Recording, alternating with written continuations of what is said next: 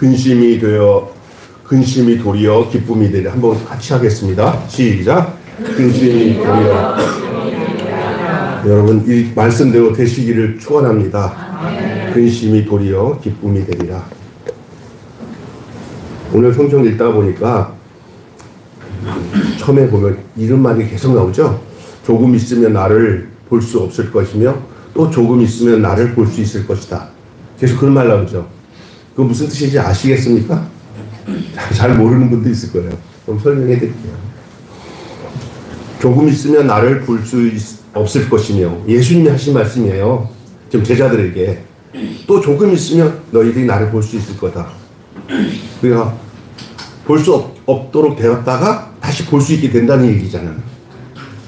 주님 말씀은 제자들이 도무지 이해할 수가 없었던 이 말씀 같았어요. 그 당시에 있는 제자들은 예수님이 하신 이 말씀이 무슨 말씀이지?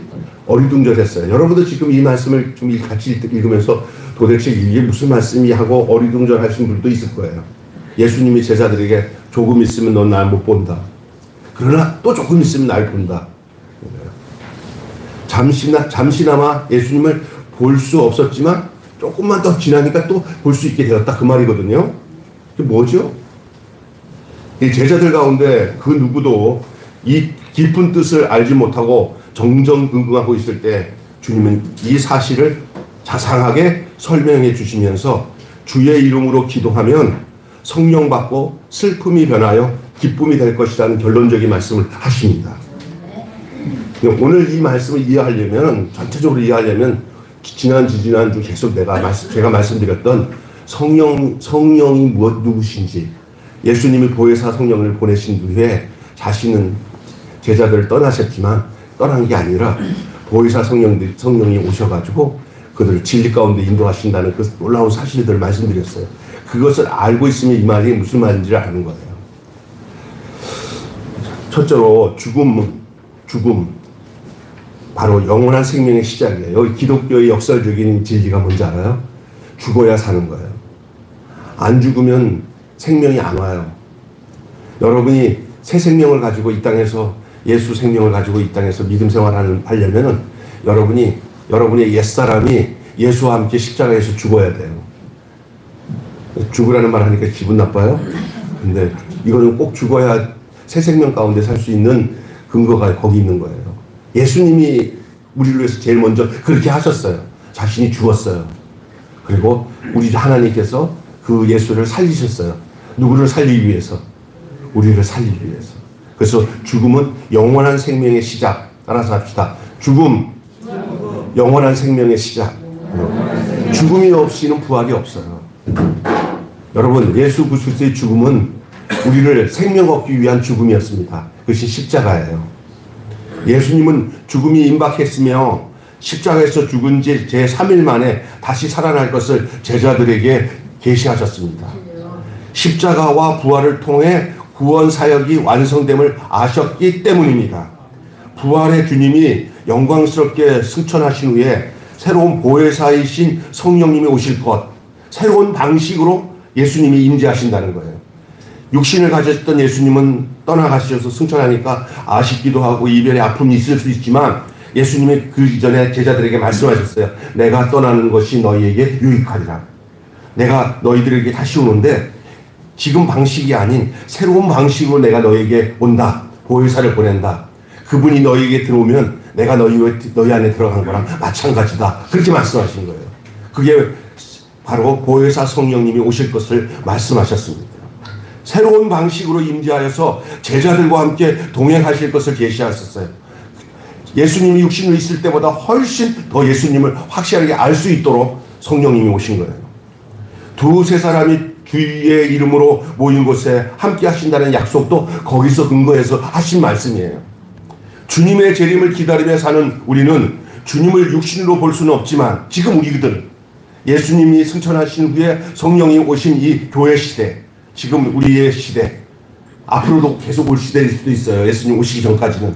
이 시대, 예수님이 승천하신 이후에 사도행전에서 교회가 생기고 그리고 지금까지 계속 온 이 시대, 이 주님의 재림을 기다리며 사는 우리는 이제 육신으로 눈을 들여서 예수님은 볼 수는 없지만 이제는 예수님과 동일하게 우리 가운데 역사하시는 살아계신 하나님의 이 기록된 말씀과 그리고 이 사실에 대해서 예수님이 약속하셨던 보혜사 성령님이 우리 안에 오셔서 가르침을 통하여서 그 성령님과 인격적인 교제를 가지고 성경 말씀을 통해서 그 인격적인 주님을 만나는 이 풍성한 주님의 임재를 경험하며 누릴 수 있는 것이 바로 오늘의 우리의 실존적 상태인 줄로 믿습니다.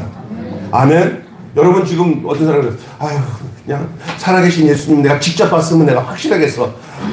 제자들까지 직접 예수님을 만났던 제자들마저도 우리를 부러워했어요. 나중에 성령 받고 나니까. 성령 받고 나니까 의심이 사라지면서 그 예수님과 함께 했던 모든 것이 다 기억날 뿐만 아니라 더 분명한 사실은 그의 살아가신 성령이 그 교회 안에 임해서 이 교회가 단체적인 예수가 된 거예요. 교회가 그리스도의 몸이 된 거예요. 그래서 여러분 이 교회를 사랑하고 지체들을 사랑하는 것이 예수님을 사랑하는 거예요. 아멘. 어떤 사람도 예수님 보면 내가 예수님 사랑할 텐데 여러분 바로 옆에 있는 사람이 여러분을 옆에 있는 사람들을 사랑하는 거. 예수님의 영이 와서 구원받아 새 생명 가운데 있는 그 믿음의 형제 자매들을 사랑하는 것이 예수님을 사랑하는 거예요. 아멘. 그건 분명한 사실입니다. 지금은 성령님이 우리 안에 오셔서 우리가 주 안에 살고 있다는 사실을 확실하게 알려주는 거예요. 이 성령 채 못하면 성령이 내 안에 오신 것을 모르면 믿어지지도 않아요. 그래서 뭐 하나도 안 믿어져요.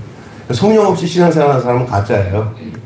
지금 아직 자기가 살아서 옛사람이 살아가지고 뭐 교회 뭐 장사 잘 되는 것처럼 생각하고 이래요. 교회 와서.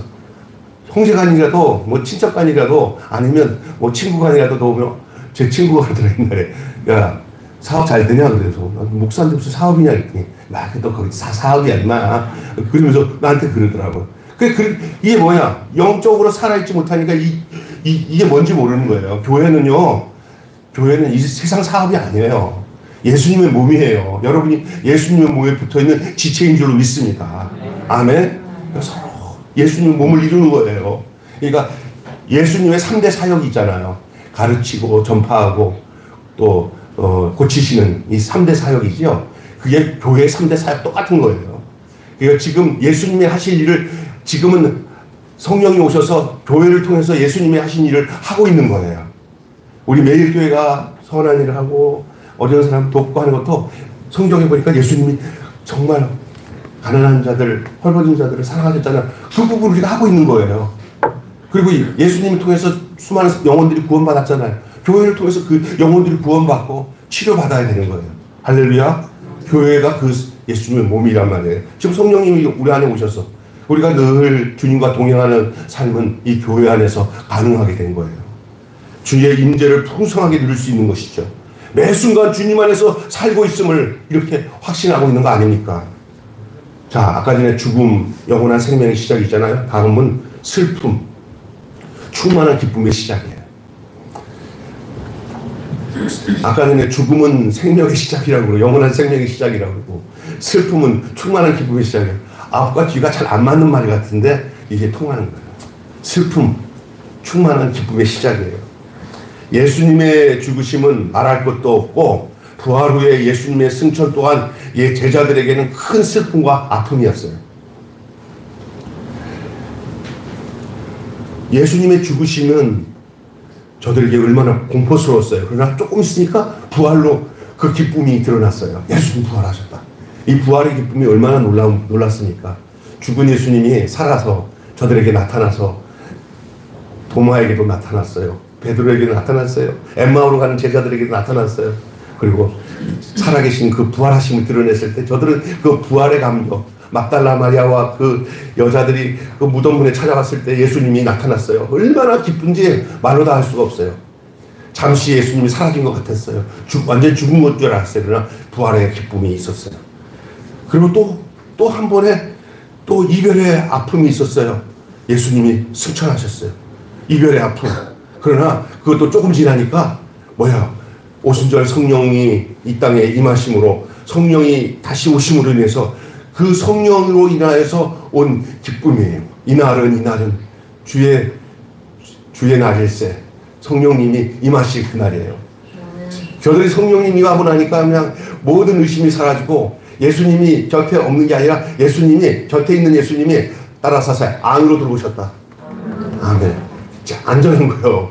여러분, 예수님과 손잡고 옆으로 가는 것보다 예수님 내 속에 들어와서 사는 게 더 가깝죠. 성령을 모시고 사는 것, 바로 그런 거예요.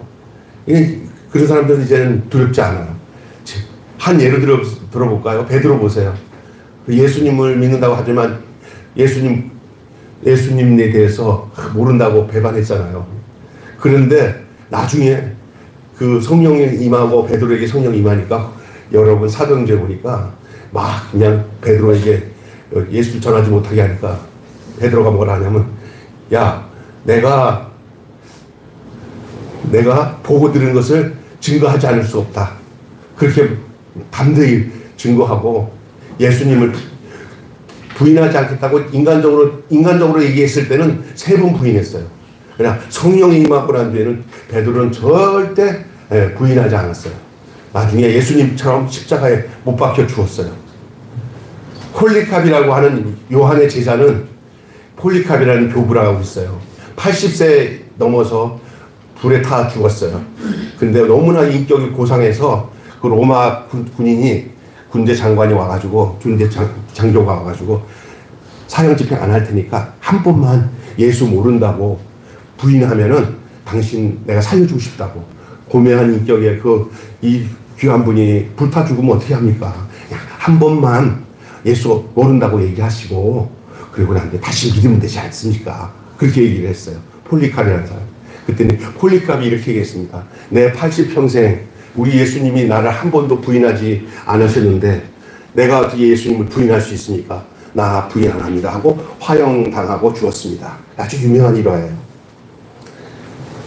그들은 예수 그리스도 안에서 사는 이 영원한 생명뿐만 아니라 예수 승천을 위해서 보혜사 성령님이 저들 안에 임하신 그 즐거움과 기쁨.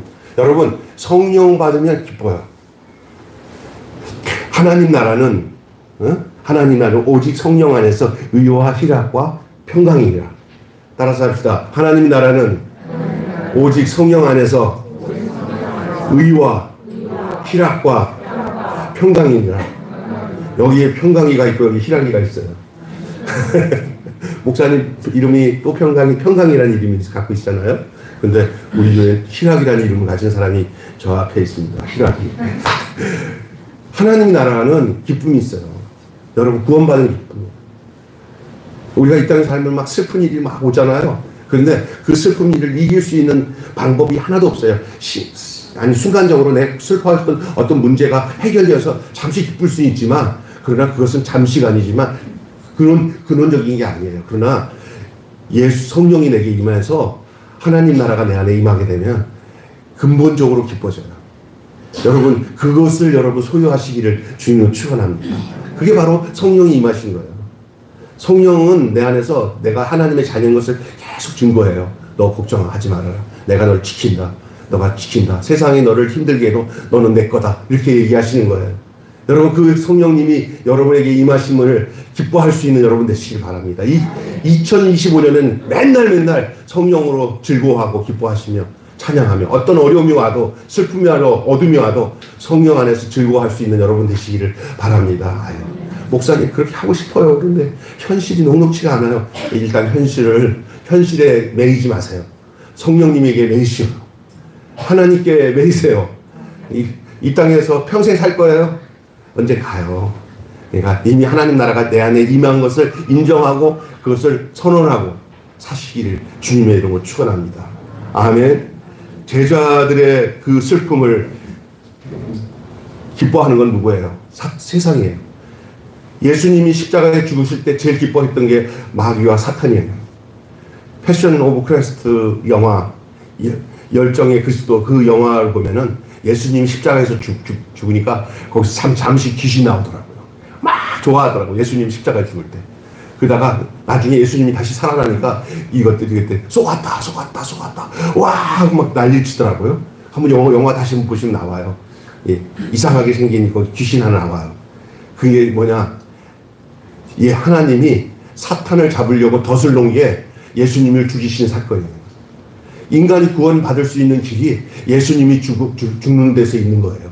지들은 예수님이 죽으니까 세상 자기 암흑천지가 돼갖고 지네들이 이긴 거라고 생각했는데 알고 보니까 그것이 예수님이 그 암흑을 다 가지고 죽으셔가지고 예수님께 들어온 사람들은 전부 광명으로 열어놓는 길이 하나님의 방법이었어요. 그게 부활입니다. 여러분, 세상은 우리를 슬프게 해요. 또한 우리가 슬퍼지면 기뻐요. 세상은 우리가 막 죄 짓고 나쁜 짓 하고 싸우고 하나님 말씀대로 안 살고 하면은 세상은 우리를 좋아해요. 야, 잘한다. 내 방법 된다. 그렇게 하는 거예요.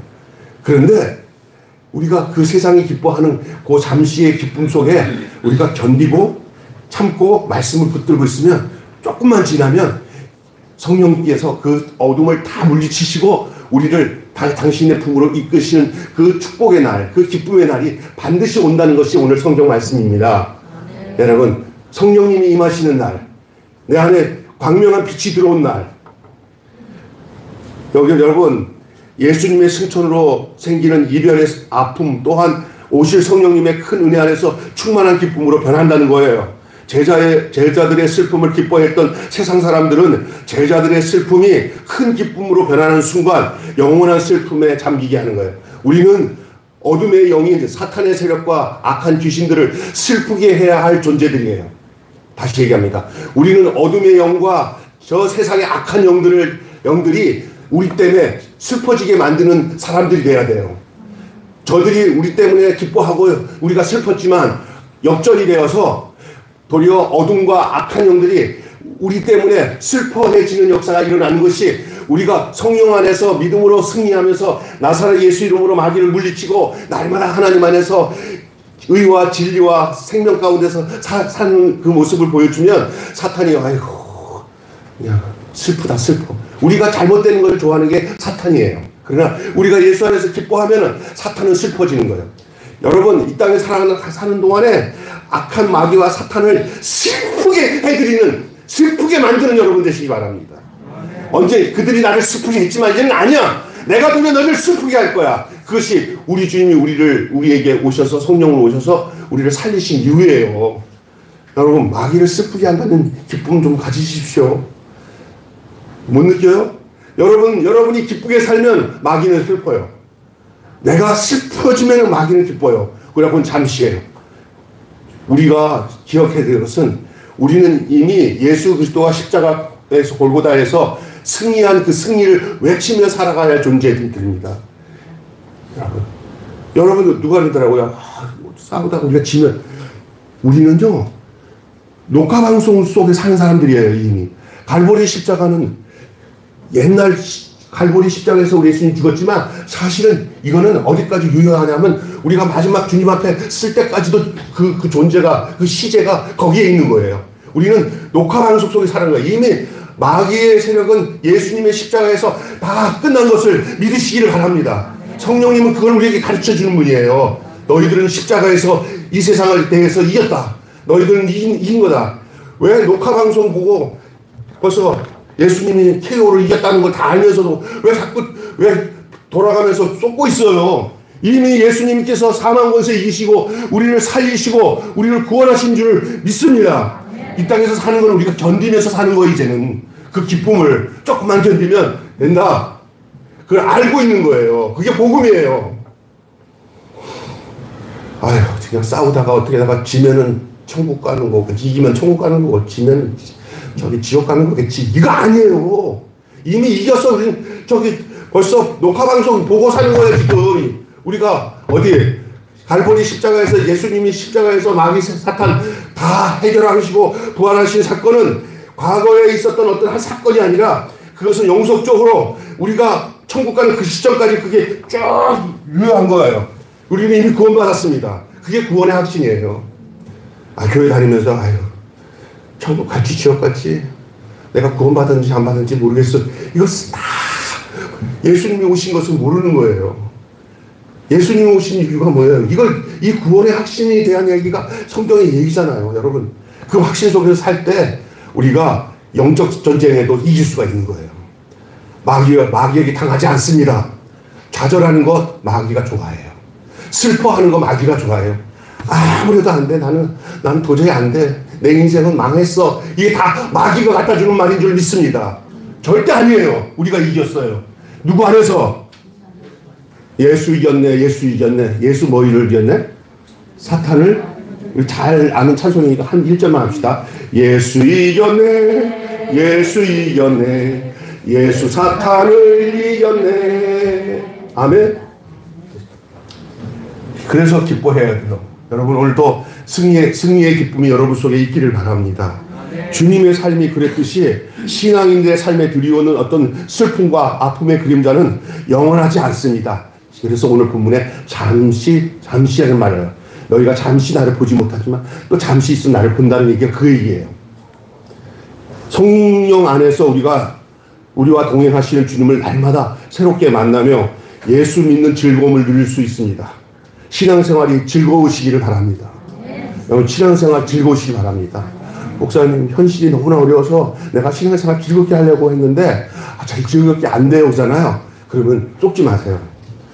그냥 내 현실이 즐겁지 않은 것들을 우리 주님이 다 아시고 즐거워하라고 얘기하는 거예요. 믿습니까? 예.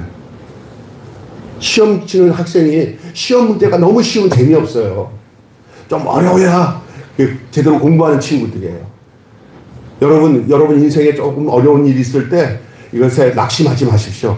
더 잘하셔요 주님이. 우리가 능히 주님 안에서 이것을 다 해결하고 승리하도록 우리를 부르신 줄로 믿습니다. 조금만 기다리세요. 여기서 보면 그런 일들이 육신을 가지고 살아가는 동안에 잠시 역경과 고통으로 우리가 넘어질 것 같은 그런 상황들이 올 때가 있어요. 그러나 주님은 내 너를 버리지도 않으리라. 내 너를 떠나지도 않으리라. 약속하셨던 주님, 그 약속을 지키사 이후로도 영원토록 너를 지키시리라 확신을 주십니다. 아멘. 자, 마지막으로 한 가지만 더 말씀드리고, 근심, 새로운 기도의 시작이에요. 앞에 아까 전에 죽음, 영원한 생명의 시작. 또 뭐라고 했어요? 슬픔, 충만한 기쁨의 시작. 근심할 수 있어요. 근심은 새로운 기도의 시작이에요. 근심이 올 때 우리는 뭐가 시작돼야 되는 거라고요? 아무것도 염려하지 말고 오직 기도와 간구로 너희 구할 것을 감사함으로 하나님께 하리라. 그리하면 모든 지각에 뛰어난 하나님의 평강이 너희 마음과 생각을 지키시라. 이 세상에 근심된 일이 많아요, 적어요? 많아요. 그러나 그때 여러분이 알아야 될 것은 이제 기도가 시작되는구나. 할렐루야. 네? 이 세상에 근심된 일이 많고, 여기 앉아있는데 저기 근심을 지금 아직도 안고 있는 분이 있어요. 그러니까 괜찮아요. 근심은 뭐의 시작이에요? 근심이 있는데 그 다음 단계만 있으면 근심도 괜찮아요. 해결돼요. 뭐예요? 새로운 기도의 시작이에요. 그동안 기도를 멈췄습니까? 기도하십시오. 여러분의 근심이 사라질 것입니다. 근심보다 더 위대한 게 기도예요. 그래서 아무것도 염려하지 말고 뭐를 먼저 하라는 거예요? 기도와 간구로 너희 구할 것을 감사함으로 아뢰라고 했어요. 오늘 본문에도 예수님이 그렇게 했어요. 성령이 임하시는 그 증거 속에 가장 강력한 게 뭐냐면요, 이 세상에서 근심된 일이 찾아와도 그 기도하는 삶을 줌으로 인해서 그 기도를 통해서 기쁨이 충만하게 해주신다고 했어요. 이전까지 너희가 내 이름으로 구하지 않았으나 구하라. 그리하면 받으리니 너희 기쁨이 충만하리라. 기도의 목적은 어떤 것을 해결하는 게 아니라 기쁨을 먼저 줍니다. 해결되는 것보다. 여러분이 어떤 문제가 해결되는 문제보다 여러분 속에 기쁨이 먼저 찾아오면 해결은 그 다음에 따라오게 되는 줄로 믿습니다. 아멘. 예수님의 제자들처럼 우리 역시 주님의 말씀에 둔감하게 될 때가 많아요. 여러분은 뭐 평생 살아가면서 신앙생활 막 충만하면서 살지는 않습니다. 목사님 저도 어떨 때는 막 우울해질 때도 있고 어떨 때는 그냥 맹할 때도 있고 그럴 때 좀 있어요. 좀 있지 많이 있지는 않아요. 근데 여러분은 오직하겠어요. 가끔가다가 이렇게 사람이라는 게 이게 리듬을 탈 때가 있어요. 근데 한 가지 알 것은 그런 리듬 속에도 주님이 나를 붙잡고 있어요. 그리고 누구를 만나든지 어떤 사건을 통해서든지 또 묵상하다가 주님이 아이고 이러면 안 되는구나 하고 주님이 와서 이렇게 말씀해서 고쳐주시고 기도해야겠구나. 근데 제일 중요한 것은 그런 나의 현상에 대해서 내가 해결하지 않고 기도하려는 마음을 주셔요. 주님. 여러분도 그렇죠? 예, 여러분 기도에 대한 감각이 살아나시길 바랍니다. 그것은 성령님이 여러분 속에 계신다는 증거예요. 아멘. 그래서 우리도 이렇게 말씀에 둔감해질 때가 많아요. 그러면 참 나약해지고, 그리고 우리 보면은 이렇게 너무나 바라던 것들이 안 되고 막 그냥 속상한 일이 생기면 뭐 한두 주 그냥 노래가지고 꼭 시험 들어서 이제 아유 신앙생활 못해먹겠다. 하나님이 계시면 이럴 수가 있어. 뭐 이럴 때가 한두 번이 아니에요. 그렇죠? 그런데 그럴 때가 있어요. 그런데 말씀을 이해하지 못할 때도 많고 이미 아는 말씀대로 온전히 순종하지 못할 때가 많이 있습니다. 여러분 말씀을 그대로 순종하고 산다는 게 쉽지는 않아요. 그런데 그 연약함까지도 우리 주님은 아셔요. 너희가 그 마음가짐을 보셔요. 주님은. 내가 주님 마음에 흡족하게 말씀대로 살아서 부족함이 없네. 나만큼 말씀 지키는 사람이 있으면 나오라고 해요. 이런 사람 없어요. 전부 다 부족함을 갖고 있어요. 만약에 내가 완전하다고 생각하는 사람은요, 자기를 속이는 사람이에요. 우리는 우리가 부족한 것을 알면서도 우리 주님이 우리를 간합하시고 당신 곁에 우리를 두시는 거예요. 똑똑하다는 사람은 주님이 보통 안 붙잡아. 네 멋대로 살으라 그래. 그러나 부족하다는 사람들을 우리 주님이 붙잡아 주시는 줄 믿습니다. 아멘. 온전히 순종 못할 때도 많잖아요. 말씀에 대한 감각이 떨어지면 우리가 무슨 노예가 되는지 알아요? 말씀의 감각이 떨어지면 근심의 노예가 된다. 시작. 말씀의 감각이 떨어지면 근심의 노예가 된다. 여러분 자꾸 근심하고 염려 많이 하는 사람들은 뭐가 떨어진 거예요? 말씀의 감각이 떨어진 거예요. 그 말씀의 감각이 다시 불타오르게 하려면 주님 앞에서 솔직한 기도를 해야 돼요. 주님, 제가 이렇게 마음이 참 하나님 마음도 아니라 내 중심으로 뭔가를 막 이루려고 하다 보니까 안 되니까 내가 그게 기대한 만큼 낙심이, 여러분 기대가 크면 뭐가 커요? 실망이 크잖아요. 그러니까 그 기대를 내 중심으로 기대를 한 거예요. 하나님 뜻대로 내가 드려지면은 그 문제가 낙심이 와도 걱정 안 해요. 근심이 와도 걱정이 안 돼요. 주님과의 관계가 깊어질수록 근심은 사라져요. 믿습니까? 그런데 주님과의 관계가 이게 소홀해지면 근심의 노예가 돼요. 여자에게 해산의 근심과 고통은 엄청 커요. 저 한 번 아기 낳고 난 뒤에 두 번은 안 난다고 그러지만 낳고 난 뒤에는요 또 날래고 그래요. 여자들에게 있어서 이 해산의 고통이 얼마나 커요. 죽다 살아나는 거 아닙니까? 그래도 아기 낳고 난 뒤에 그 아기를 보면 또 아기를 낳고 싶은 마음이 생기는 것이 있잖아요.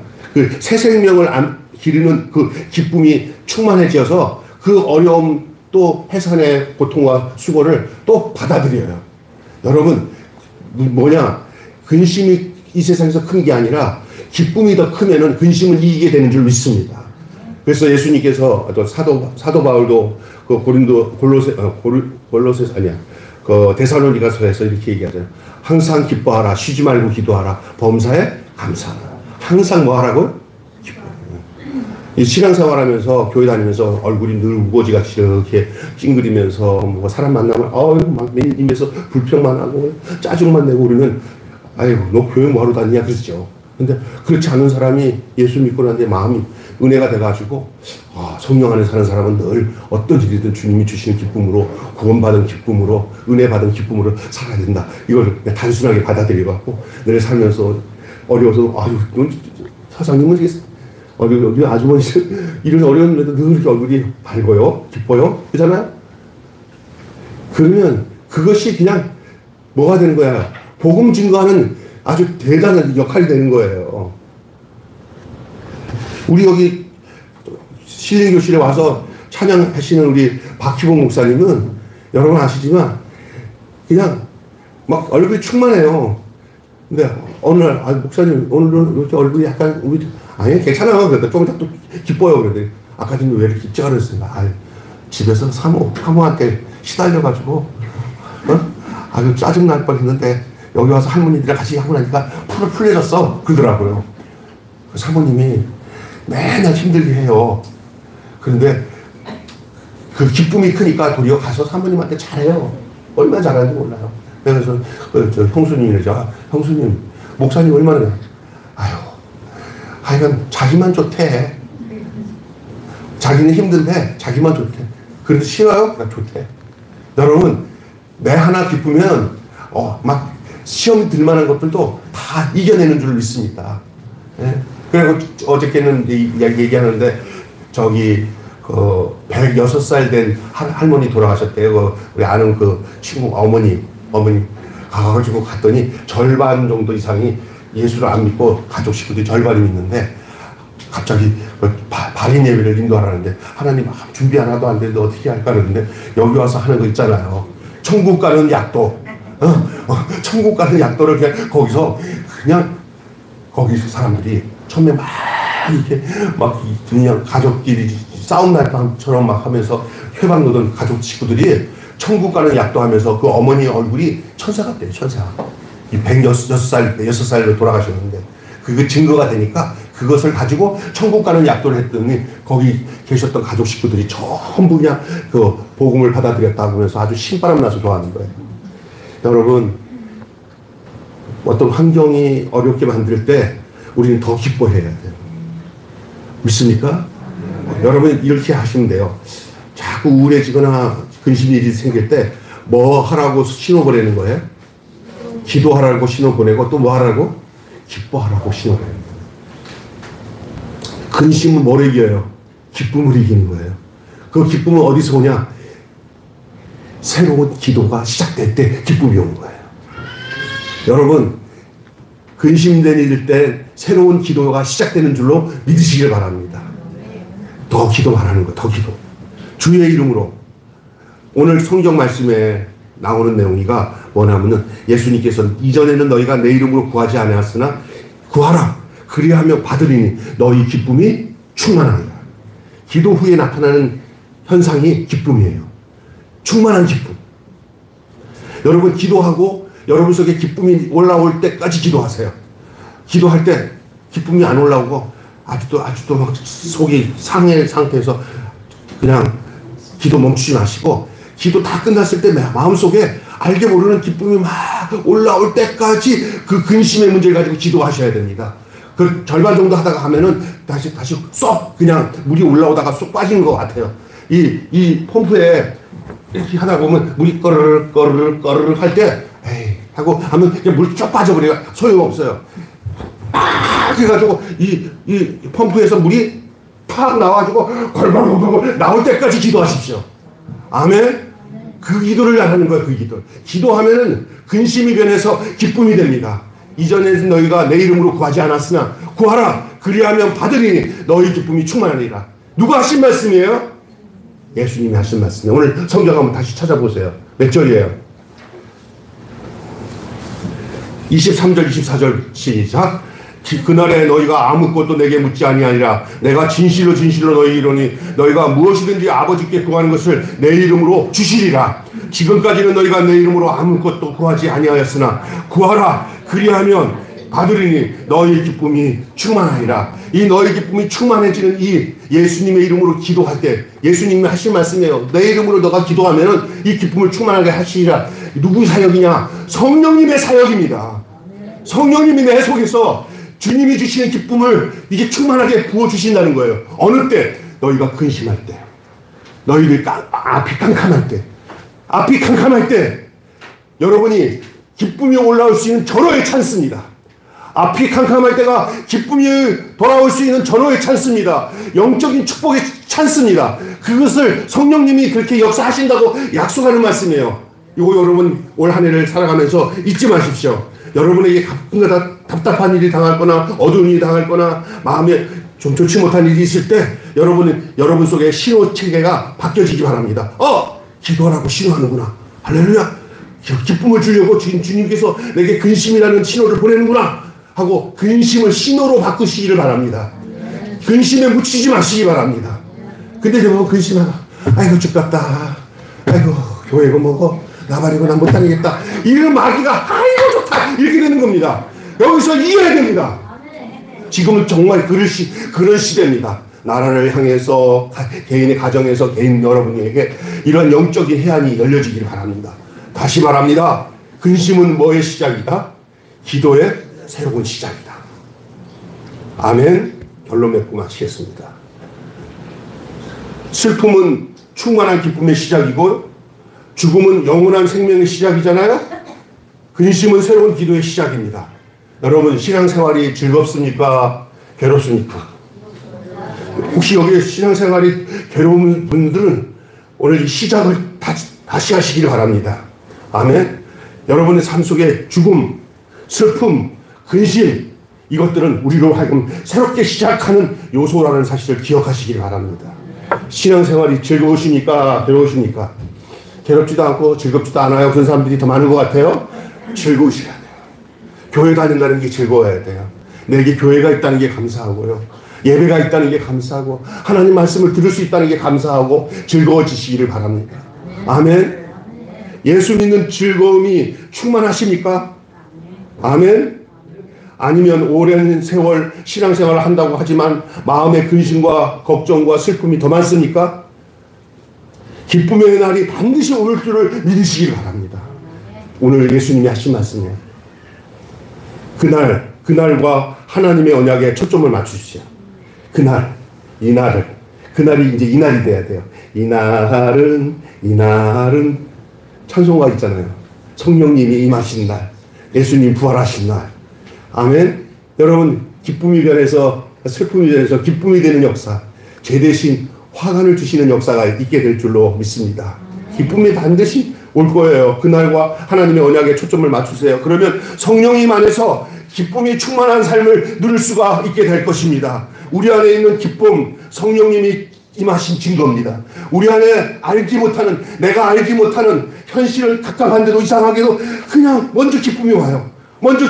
이 신기한 거예요. 내 문제가 해결돼서 기쁨이 온 게 아니라 기쁨이 먼저 오니까 그것이 증거가 되어서 이제 그 현실이 나는 원하지도 않았는데 그 현실을 내가 원하는 것들을 원하지도 않았는데도 기쁨이 오니까 원하지 않았던 내가 그냥 그것도 그냥 맡겨버리던 것을 그때 누가 주워 담아서 다 해결하셔요. 성령님이, 우리 주님이 해결해 주시는 거예요. 내가 하려도 죽어도 안 되는 거 주님이 하셔야 되는 거예요. 아멘. 그날 기쁨이 충만한 날이에요. 우리 안에 있는 기쁨, 성령이 임하신 증거입니다. 신앙인들은 진정한 역전의 명수입니다. 슬픔이 기쁨으로 역전하는 삶을 누릴 수 있기를 주님의 이름으로 축원합니다. 2025년 제가 새해 첫 설교를 왜 이 설교를 하는지 아세요? 이 설교가 필요한 시대예요. 지금 나라를 봐도 내 개인의 삶을 봐도 직장을 봐도 얽힌 것들을 생각하면 방법이 없어요. 먼저 성령님께서 여러분에 임하셔서 여러분에게 세상이 줄 수 없는 기쁨을 먼저 부어주시는 역사가 있으면 여러분 정말 놀라운 일이 임하는 거예요. 그래서 찬송을 하면서 걸어가면서 주님과 동행하는 삶이 어떤 것보다 가장 우선이 돼야 돼요. 어떤 거 계산하는 것보다 더 우선이 주님이 여러분에게 임하는 게 중요한 거예요. 손이 계산하고 계산하는 게 그것도 별로 중요한 거 아니에요. 그거 머리 돌아가면 돌아갈수록 돌아버려요. 그런데 주님한테 내가 단순하게 다 맡기 나를 적셔주세요. 기쁨으로 적셔주세요. 은혜로 적셔주세요. 하고 주님 앞에 푹 잠겨서 강물에 잠겨서 살듯이 주님 앞에 푹 잠겨서 사는 한 해가 되시기를 주님의 이름으로 축원합니다. 걱정을 모두 벗어버리고 늘 스마일 기쁨으로 사는 주의 은혜가 여러분 속에 있기를 예수님의 이름으로 축원합니다. 자, 마지막 우리 목사님 올려주신 이 내용을 같이 읽고 마치겠습니다. 시작. 공생의 사역을 마치고 사시는 예수님은 새로운 보혜사로 다시 오셔서 제자들과 함께 하실 것입니다. 제자들의 근심이 기쁨으로 바뀌게 될 것입니다. 여러분도 그렇게 될 것이라고 저는 믿습니다. 기도하겠습니다. 하나님 아버지 은혜를 감사합니다. 슬픔이 변하고 기쁨이 되게 하여 주시옵소서. 죽음은 영원한 생명의 시작이고 슬픔은 충만한 기쁨의 시작이며 근심은 새로운 기도의 시작인 줄로 믿습니다. 오늘 우리들이 그러한 성령 충만한 삶을 올 2025년 살도록 주여 역사하여 주시옵소서. 신앙생활은 내 능력과 내 힘으로 하는 게 아니라 내게 임하신 성령의 능력에 이끌려서 사는 것이 분명한 신앙생활인 줄 믿사오니 성령님 우리를 이렇게 시작하도록 이끌어 주시옵소서.